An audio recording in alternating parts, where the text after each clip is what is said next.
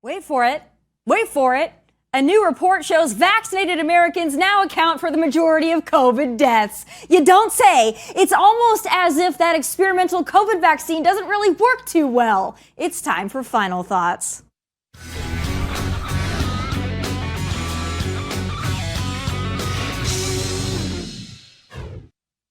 The Washington Post, a certainly non-conservative news outlet, has reported this not-so-shocking finding.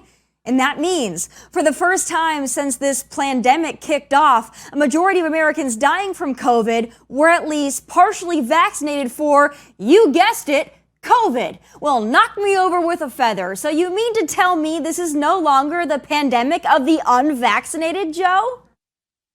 I just got a monthly briefing from my COVID team, and here's the latest data that confirms that we're still in a pandemic of the unvaccinated. So where the hell is our apology? And when I say we, I mean the un-COVID vax non-sheeple who've been repeatedly and endlessly shamed, lambasted, blasted, demonized, attacked, and even fired for daring to wait for the science before rolling up our sleeves for vaccines 1 through 6. But yet, even with all this new, and when I say new, I mean newly reported but long covered up data on the waning and barely there to begin with efficacy of the COVID series of jabs, the White House and its government liberal lackeys are still pushing boosters on otherwise healthy Americans. This is outrageous. For the love of God, let it go. The jig is up. We aren't masking. We aren't living in fear. We aren't going to be shamed into getting the jab, especially now.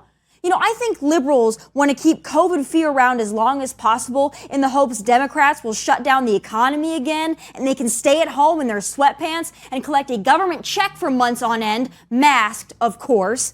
But I'll tell you this, if we as a country are ever dumb enough to once again fall for that BS, we deserve to fall as a nation. So it's up to us free breathers who aren't pumped full of shots and don't glow in the dark to make sure it doesn't happen. And those are my final thoughts. Be sure to catch the entire show as well as exclusive content on Outkick.com. From Nashville, God bless and take care.